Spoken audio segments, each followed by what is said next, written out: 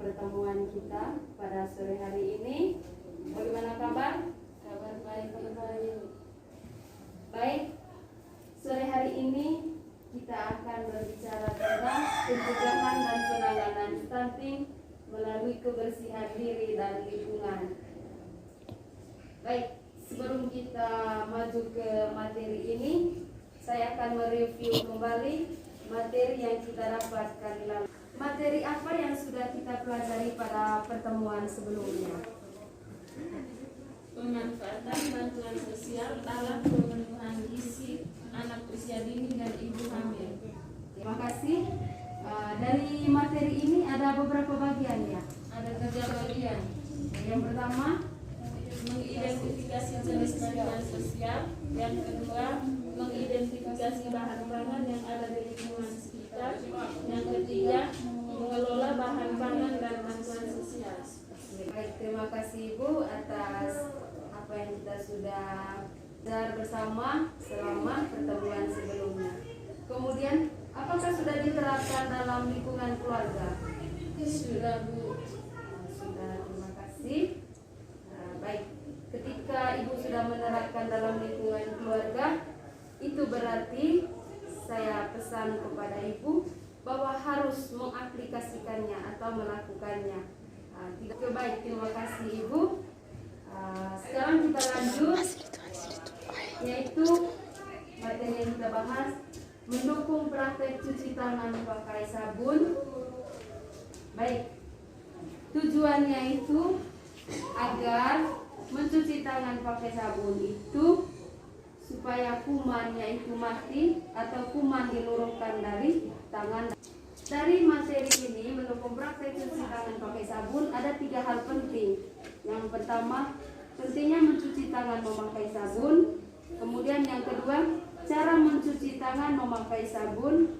Dan yang ketiga, mengetahui praktek baik mencuci tangan pakai sabun. Berarti yang pertama, mencuci tangan pakai sabun yang benar merupakan salah satu cara mencegah stunting yang disebabkan karena diare dan penyakit menular. Maksudnya begini, apabila kita sebelum makan kita tidak cuci tangan, kemudian kita langsung, berarti kuman atau bakteri yang ada di dalam tangan kita itu akan ikut masuk melalui makanan yang kita makan. Khusus bagi bayi balita atau anak-anak, kalau misalnya mereka makan tanpa mencuci tangan, berarti bakteri-bakteri itu ikut melalui tangan kemudian masuk ke dalam pencernaan, maka pencernaan pada anak itu mengalami gangguan atau dengan istilah gangguan pencernaan. Itu berarti lama kelamaan anak itu mengalami mancret.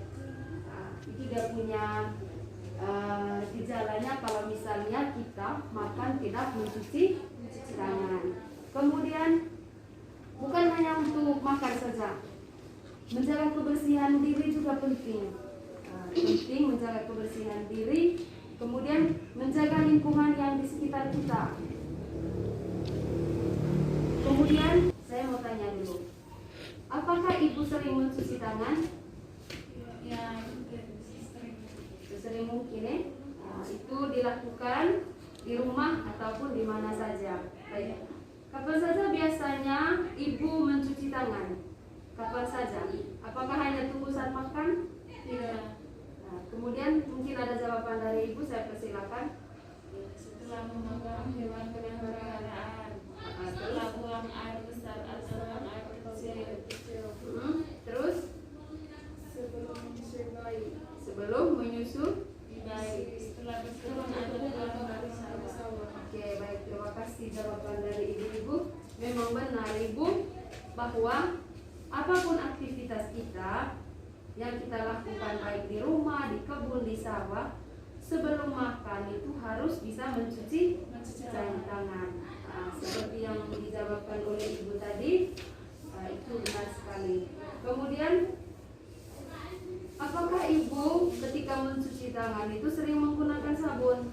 Sering. Oke, sering menggunakan. Baik, terima kasih Ibu.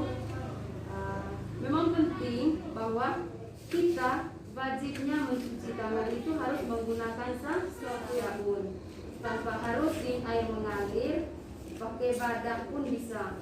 Yang terpenting airnya bersih, ada sabun, kemudian kita lakukan cuci tangan. Mungkin ibu berpikir kenapa harus sabun? Karena di dalam sabun ini memiliki senyawa tertentu untuk bisa membunuh penyakit atau kuman. Mengucapkan terima kasih atas jawaban yang diberikan oleh ibu berdua. Baik, pada saat sekarang kita akan melakukan praktek cuci tangan dengan menggunakan lada. Saya persilakan kepada ibu untuk berdiri.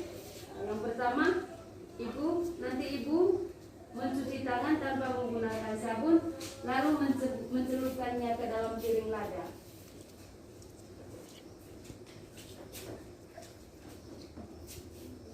Cuci tangan, oke, tanpa menggunakan sabun. Ini cara yang pertama. Kemudian celup pada piring lada. Dan kita lanjut cara yang kedua. Ibu Olva akan mencuci tangan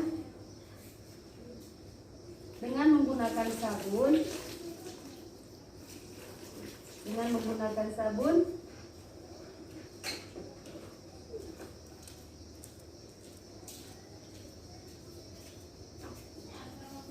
Mencuci tangan dengan tanpa bilas, langsung celup ke dalam.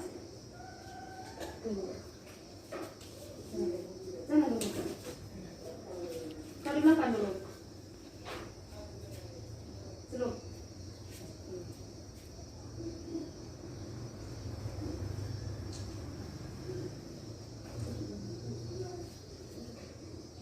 Di sini.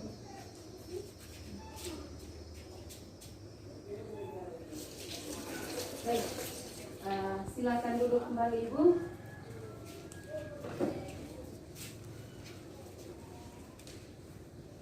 Baik, coba tangannya begini. Coba kita perhatikan bersama. Yang pertama, apa yang terjadi pada tangan ibu yang praktek tanpa menggunakan sabun tadi, tiba-tiba celup ke dalam lada? Bakteri atau kuman yang tidak mati atau masih melengket di tangan atau laban yang masih melekat pada tangan. Oke, baik, terima kasih. Memang benar bahwa bakteri atau dengan kata lain tadi, bakteri digantikan dengan lada tanpa menggunakan sabun, ini masih melekat ya. Melekat di sini, itu berarti virus dan kuman yang masih berada di tangan ibu ini. Oke, baik, terima kasih. Baik, kita lanjut kepada ibu yang kedua tadi.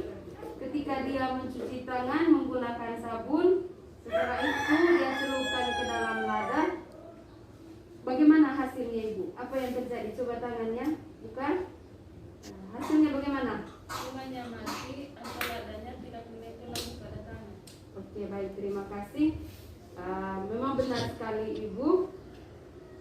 Perbedaan antara ibu yang pertama dan ibu yang kedua itu di sabun tadi. Ibu yang pertama dia tidak menggunakan sabun sehingga lada atau bakteri atau virusnya masih melekat pada tangan. Sedangkan yang kedua dia menggunakan sabun, bakteri ataupun lada ataupun sejenisnya itu akan luruh, hilang dari tangan, kuman itu pun ikut mati. Baik, terima kasih ibu atas jawabannya.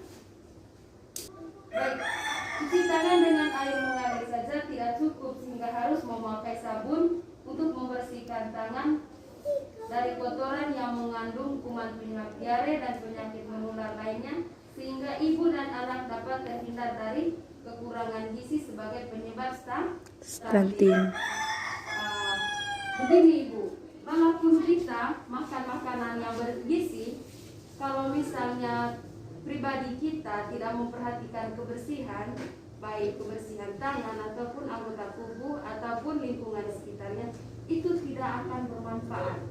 Tetapi kalau kita seimbang antara makan makanan yang bergizi dengan mencuci tangan atau merawat diri atau lingkungan di sekitarnya, maka stunting itu tidak yang akan terjadi. Tumbuh kembang anak itu sangat baik, cerdas, dan pertumbuhannya baik juga. Baik, terima kasih Ibu atas jawabannya, saya beri apresiasi sekali. Terima kasih. Sekarang kita lanjut ke hal yang berikutnya. 5 waktu penting cuci tangan pakai sabun. Mungkin kita lihat bersama pada kertas plano yang saya tempel di sini. Kita baca bersama Ibu. Yang pertama, sebelum makan. Kemudian yang kedua, cuci tangan sebelum buang air besar atau buang air kecil. Kemudian sebelum menyentuh makanan. Kemudian sebelum menyusui, setelah beraktivitas atau setelah berkebun atau berpergian, sebelum mengolah bahan makanan yang didapat dari bantuan sosial. Baik, beberapa hal ini harus kita perhatikan. Perhatikan bersama di dalam keluarga bahwa sebelum makan tangan ibu wajib untuk cuci, kemudian sebelum atau sesudah buang air besar, tangan ibu juga harus dicuci menggunakan sabun atau deterjen lainnya. Kemudian sebelum menyentuh makanan kita harus cuci juga. Kemudian sebelum menyusui, ini sangat penting sekali Ibu, sebelum menyusui ini, karena apabila kita memegang payudara untuk diberikan susu kepada anak kita, kalau misalnya kita tidak mencuci tangan, maka kumannya ikut masuk juga melalui tangan kita. Oleh karena itu penting mencuci tangan sebelum menyusui anak. Kemudian yang berikut, setelah beraktivitas. Setelah beraktivitas, kemudian berpergian jauh, kemudian sebelum mengolah bahan makanan yang didapat dari bantuan sosial. Bantuan sosial apa saja? Baik, telur, kemudian kacang, kemudian beras, kemudian apa lagi bantuan sosial lainnya yang kita dapat selama ini? Susu. Ya, susu mungkin untuk diminum, tetapi ada beberapa bahan lainnya. Baik, terima kasih sekali Ibu. Mungkin ada pertanyaan? Tidak ada. Berarti materi ini sudah paham? Sudah paham ya. Oleh karena itu, materi tentang mendukung praktek cuci tangan pakai sabun ini harus diingatkan. Apalagi kita ini sedang dilanda oleh virus corona, sangat penting sekali 7 ini tadi. Cuci tangan, kemudian memakai masker, ataupun yang lainnya, jaga jarak juga boleh. Ini situasi sekarang. Oleh karena itu Ibu, terima kasih atas pertemuan kita sore hari ini, dan selamat berjumpa untuk pertemuan berikutnya. Sekian dan terima kasih.